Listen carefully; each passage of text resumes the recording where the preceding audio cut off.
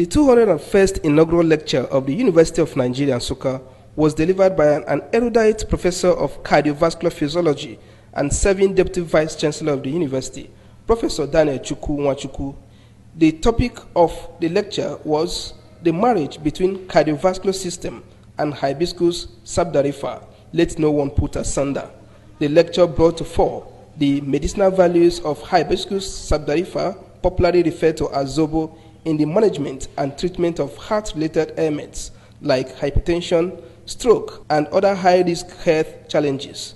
According to the seasoned lecturer, the Hibiscus sabdarifa is simple to prepare and does not require any addictive or mixture of other substances. This lecture is intended to draw the public knowledge of our research efforts in unveiling the anti-hypertensive ability of Hibiscus sabdarifa, which we call Zobo in Nigerian descent.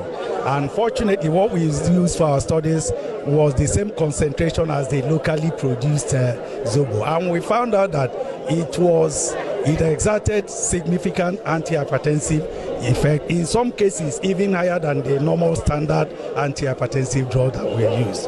And we also did combination therapy combined it with other antihypertensive agents and found it very useful. And more importantly, what is significant in this is that this Zobo is within us. It's very cheap and it does not have any side effect compared to other known antihypertensive agents.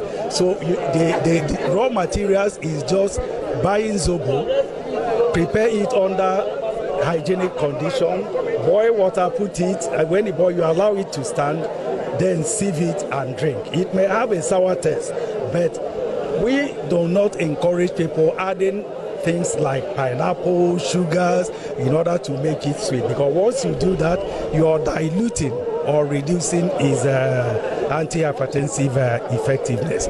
So we have demonstrated it both in animal studies and in humans. Some of the results we got show that one can actually use it. And we've equally seen that you can use it to prevent even diabetes from occurring. Do you understand? When you finish your meal and you take a sip of it, it reduces what we call postprandial glucose, rise in glucose levels. No, what it means is that after a food, there will be increase in absorption of the end product of digestion. In this case, glucose. The end product of carbohydrate digestion is glucose. So it will increase its absorption, definitely. That's why when you finish eating, you see heat all over because of rise in metabolic activities. So those things will now lead to rise in blood glucose level.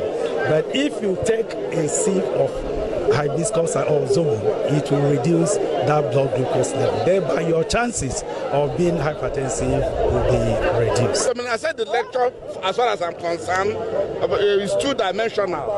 One on health grounds. In fact, more than that, the other one academic, then the third one economic. Economic in the sense that we can also begin to use what God has given us to look for money. Maybe because God has given us everything in abundance in this country, we try to neglect the simple things God has given us in our environment. Therefore, what we are saying is that we should begin to look at all this pure water production, all this data, and incorporate Zobo production so as to make money out of it.